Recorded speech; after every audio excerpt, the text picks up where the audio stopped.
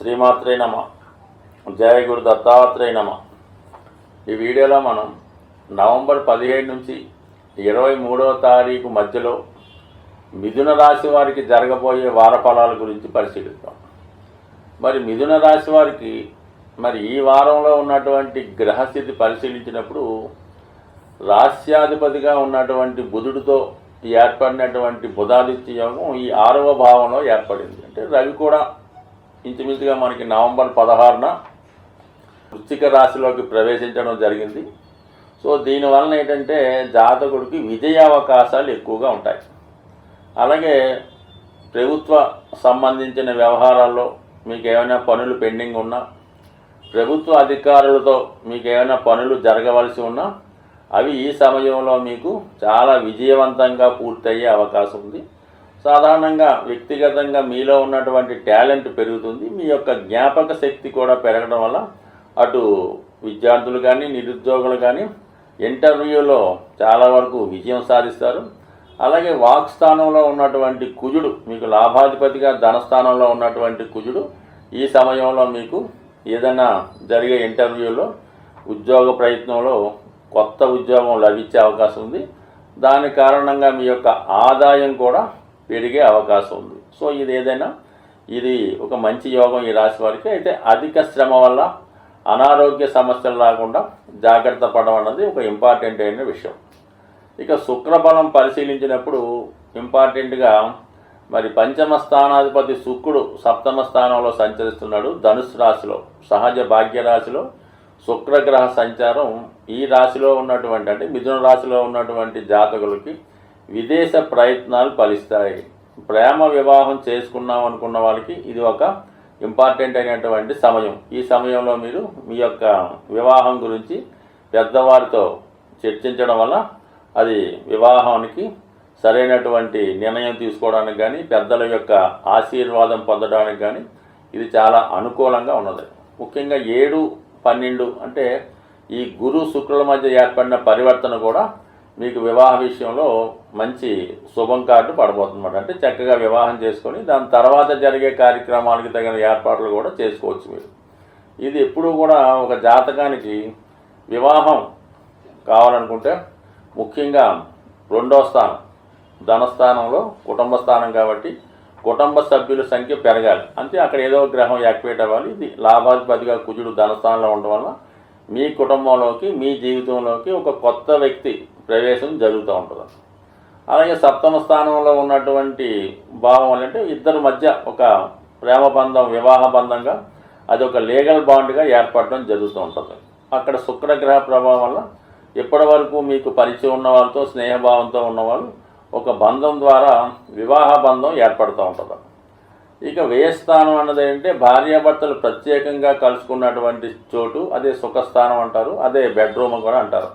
అక్కడ గురుగ్రహ సంచారం ఇవన్నీ కూడా జాతకుడికి వివాహ విషయంలో చాలా చక్కని పరిస్థితులు అనుకూలిస్తున్నాయి. కాబట్టి తొందరగా వివాహ ప్రయత్నాలు చేసుకొని వివాహం చేసుకుంటే అటు జాతకుడికి తొందరగా వివాహం, దాని తర్వాత విదేశ ప్రయాణం ఇవన్నీ కూడా ఏర్పడే అవకాశం ఉంది. దానికి అనుగుణంగానే ఆర్థిక సమస్యలు ఏర్పడకుండా ఆల్రెడీ షష్ఠ లాభాధిపతిగా ఉన్నటువంటి కుజుడు ధనస్థానంలో ఉండడం వల్ల మీకు ఆర్థిక సహకారం అది రుణం ద్వారా కానీ మీ యొక్క పెద్దవారి ద్వారా కానీ రక్త సంబంధికుల ద్వారా మీకు ఆర్థిక సహకారం అందించే అవకాశం ఉంది.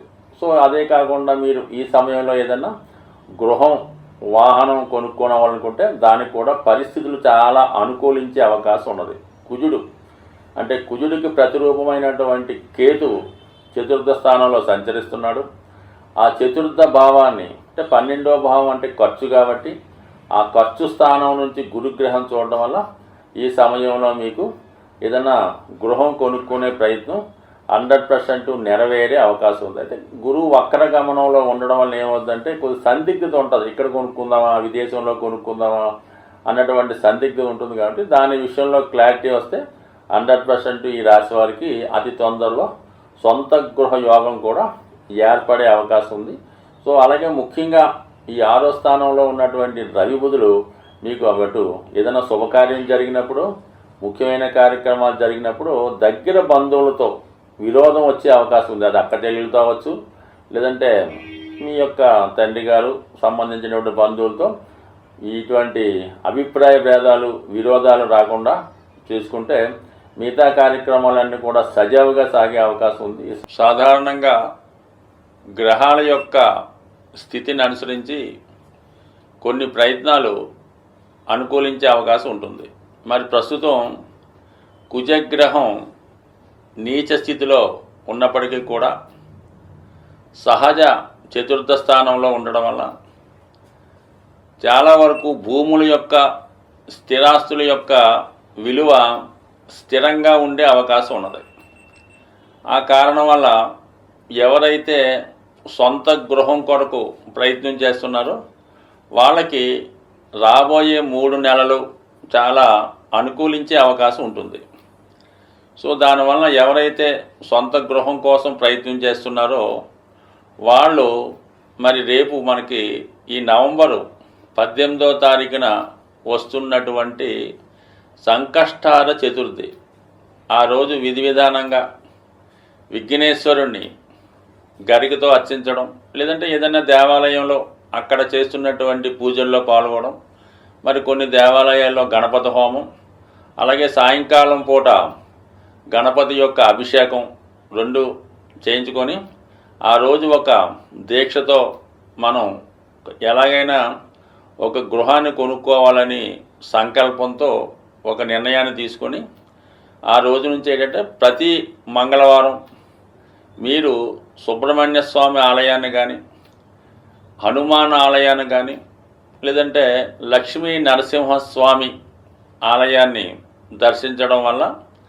మరి అలాగే కొంతమందికి ఏంటంటే భూములు చికాకులుగా ఉంటాయి. కొంతమంది ఆస్తి పంపకాలు అయినప్పుడు కూడా చేతికి రాకపోవడం, పెద్దవారు ఆస్తి పంపకుండా వాళ్ళ దగ్గరే ఉంచుకోవడం, మీ యొక్క స్థిరాస్తి ఇతరుల చేతిలో ఉండిపోయి మన చేతికి రాకపోవడం, అటువంటి వాళ్ళు భూసూక్తం అనే పారాయణ చేయించుకోవడం అనేది ఉంటుంది. అంటే మనకి మీరు యూట్యూబ్లో సెర్చ్ అయినప్పుడు ఈ భూసూక్తం అంటే వస్తుంది. అది తరచూ వినడం వల్ల కానీ కొంతమంది గృహంలో ఏదైనా పండితులతో పారాయణ చేయించుకోవడం వల్ల భూములపై ఉన్నటువంటి సమస్యలు తొలగిపోయే అవకాశం ఉంది.